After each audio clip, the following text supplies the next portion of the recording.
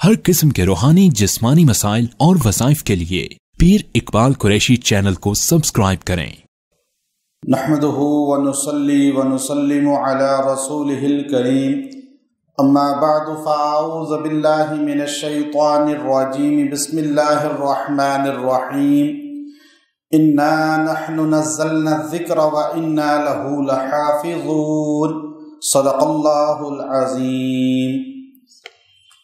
یہ آیت کریمہ اس کے اندر اللہ تبارک و تعالی نے نزول قرآن پاک کا ذکر کیا ہے اور قرآن پاک کی نازل کر کے پھر اس کی حفاظت کا ذمہ بھی اللہ نے خود لیا، اپنے ذمے لیا، چونکہ قرآن پاک واحد کتاب ہے جس کی حفاظت کا ذمہ اللہ کے اپنے سپرد ہے۔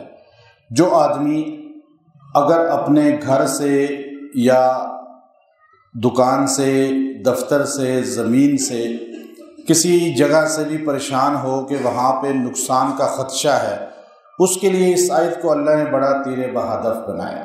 پھر اولاد میں اللہ رب العزت جو ہے بیرا روی نہ لائے، نسلوں میں گمراہی نہ لائے، اس کے لیے بھی اس کو اللہ نے بڑا پرتاثیر بنایا ہے۔ اس کا طریقہ اور عمل جو ہے وہ آخر میں آئے گا کہ پہلے اس کے ترجمے کو آپ دیکھ لیں۔ اس کے ترجمے کو اللہ رب العزت نے 2 جملوں میں ایک سمندر کو کوزے میں بند کر دیا۔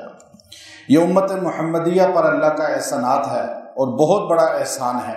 جب ہم تورات کو دیکھتے ہیں، انجیل کو دیکھتے ہیں، تو اللہ نے تورات کو نازل کیا، انجیل کو نازل کیا، زبور کو نازل کیا، تو اللہ نے 2 جملے قرآن پاک میں بولے، بِمَسْتُخْفِزُوا مِن کتاب اللہ، اے یہودیوں، اے نصرانیوں، تمہیں یہ کتاب مل رہی ہے، اس کی تم نے حفاظت کرنی ہے۔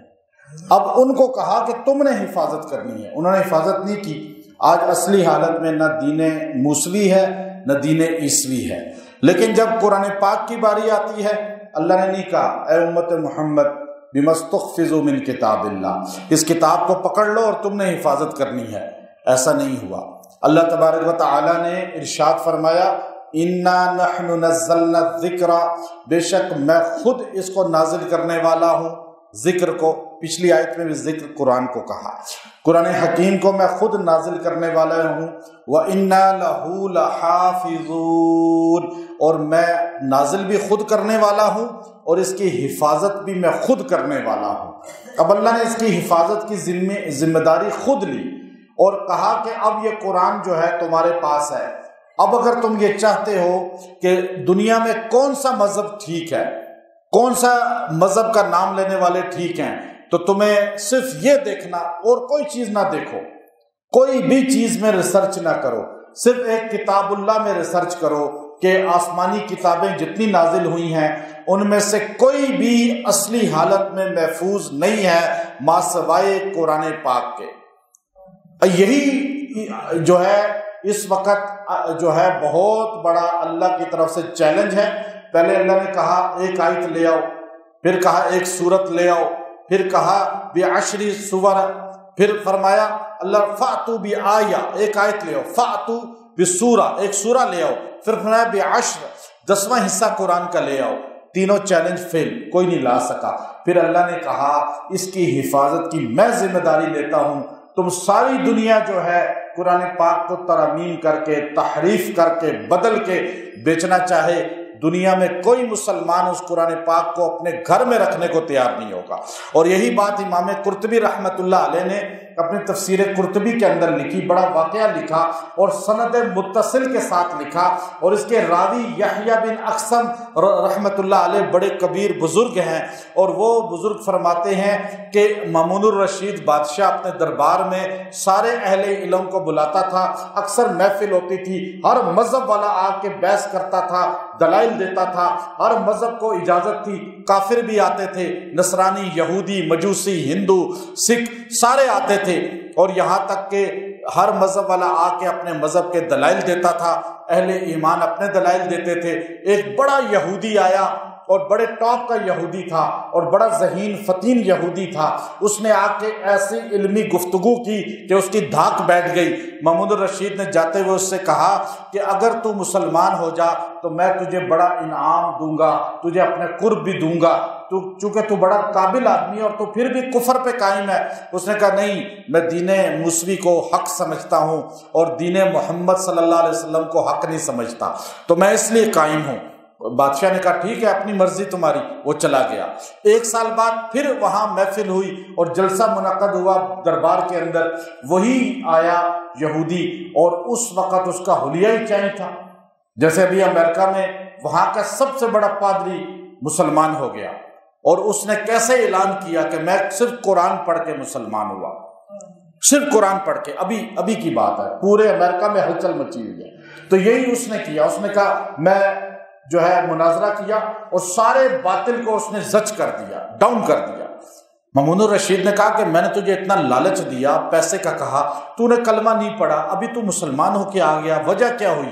اس نے کہا میں بڑا خطاط ہوں، آرٹسٹ ہوں، میں بڑی بہترین پینٹنگ کرتا ہوں، تو میں نے بہترین کتاب تورات کو ہاتھ سے لکھا خوبصورت مزین کر کے، پھر میں نے انجیل کو لکھا خوبصورت مزین کر کے، پھر میں نے قرآن پاک کو لکھا خوبصورت مزین کر کے۔ میں تورات لے کر جب یہودی علماء کے پاس گیا، انہوں نے اس کے ورقوں کو دیکھا، اس کی خوبصورتی کو دیکھا، اندر الفاظ کو نہیں دیکھا، چونکہ ان کے پاس الفاظ تھے ہی نہیں محفوظ۔ اب انہوں نے میری خوبصورت کتاب کو دیکھ کر چوما، سر پہ رکھا، مجھے انعام دیا اور اسے اپنے کنیسہ میں رکھ دیا۔ میں جب انجیل لے کے نصرانیوں کے پاس گیا، انہوں نے اس کی خوبصورتی کو دیکھا، اسے چوما اور اس سے متاثر ہوئے اور مجھے انعام دیا اور اپنے چرچ میں رکھ دیا۔ لیکن جب میں قرآن پاک کے صفحے اعلیٰ، قلم اعلیٰ، لکھائی اعلیٰ، پرنٹنگ اعلیٰ، اس کو لے کر میں مسلمانوں کی مسجد میں گیا تو عام سا مسلمان بھی کہنے لگا پہلے ہم چیک کریں گے کہ قرآن پاک میں کوئی کمی بیشی تو نہیں۔ ایک چھوٹا سا بچہ 6 سال کا وہ قرآن پاک کی میرے لکھے ہوئے کو دیکھنے لگا، دیکھتے دیکھتے اپنے والد سے کہتا ہے ابا جان یہاں غلطی ہے، یہاں غلطی ہے، یہاں زیر صحیح نہیں، یہاں زبر صحیح نہیں، یہاں آیت صحیح نہیں۔ کہنے لگا میں نے اسی لمحے کہا اس قرآن کی حفاظت اللہ نے اپنے ذمے لی ہے، 6 سال کا بچہ بھی اس کا سپاہی ہے، اور کیسے اس کو کوئی بدل سکتا ہے؟ یہی دین حق ہے، یہی مذہب حق ہے، اور یہی قیامت تک حق ہے، اور یہی مذہب والا جنت میں جائے گا۔ باقی سارے مذہب ختم ہو گئے، محمد صلی اللہ علیہ وسلم کا زمانہ اب قیامت تک ہے۔ اس نے اسی لمحے کلمہ پڑھ لیا۔ اب دیکھیے، صرف اس نے اس بات کو، آج بھی پوری دنیا میں چلے جائیں، جس ملک میں جائیں گے قرآن ایک ہی ملے گا، انجیل سارے ملکوں کی الگ ہے، تورات الگ ہے۔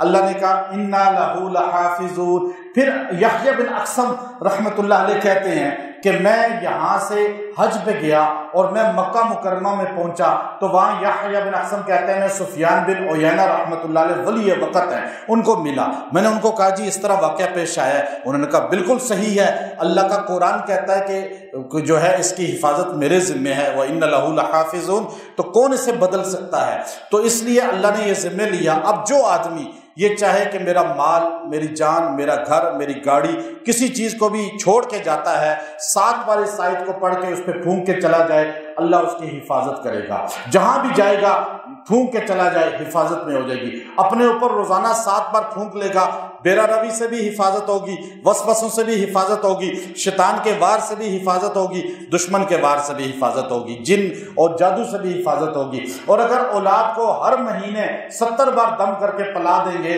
اللہ پوری زندگی ان کو گمراہ نہیں ہونے دے گا، ان کو بٹکنے نہیں دے گا۔ جس کھانے پر دم کریں گے کھانے والے کی اللہ ہدایت اور اصلاح کا ذریعہ بنا دے گا۔ اس آیت میں بڑی تاثیر ہے۔ جب آپ کو بیرا روی، گمراہی، وسوسے، ڈپریشن کا مسئلہ ہو، آپ اس کو 70 بار پڑھ کے دعا کریں، مشکل کے لیے دعا کریں۔ اللہ تعالیٰ نے حفاظت کی ذمہ لی ہے قرآن کی، تو جب آپ یہ آیت پڑھیں گے اللہ حفاظت آپ کو بھی عطا فرمائے گا، نگرانی آپ کی بھی۔ اللہ نے حفاظت کے لیے کوئی بڑی فوج نہیں رکھی، اللہ نے یہ 6 سال کے مدرسے کے طلبہ رکھ لیے ہیں۔ یہ چھوٹی چھوٹی بچیاں، بچے پوری دنیا میں جو قرآن پاک پڑھ رہے ہیں، یہ اللہ کی فوج ہیں۔ اب یہ فوج کے پاس نہ اسلحہ ہے، نہ کوئی ایسی چیز ہے، نہ طاقت ہے، نہ ٹریننگ ہے، لیکن اللہ ابابیل سے کام لیتا ہے۔ تو اللہ نے تو ابراہیم کا لشکر ابابیل سے تہس نہس کر دیا، تو دنیا کے آج کافر جو ہے، جو قرآن پاک کو ختم کرنا چاہتے ہیں، ان کے لیے چھوٹا اللہ کا لشکر، اولئک حزب اللہ۔ تو اللہ کہتے ہیں میرے ذمہ ہے اس کی حفاظت۔ اور اللہ نے کس کے ذریعے کعبے کی حفاظت؟ اتنے ابابیل، اتنے ابابیل۔ اللہ نے کعبے کی حفاظت، اور کعبے پر جو قرآن اترا اس کی حفاظت کے لیے بھی چھوٹے چھوٹے بچے، پوری دنیا میں قیامت تک یہ بچے حافظ بنائیں گے، یہ حفاظت والے اللہ کے سپاہی ہیں، قیامت کے دن آپ کو اللہ کے حضور کامیاب کر کے لے جائیں گے۔ وآخر دعوانا ان الحمد للہ رب العالمین۔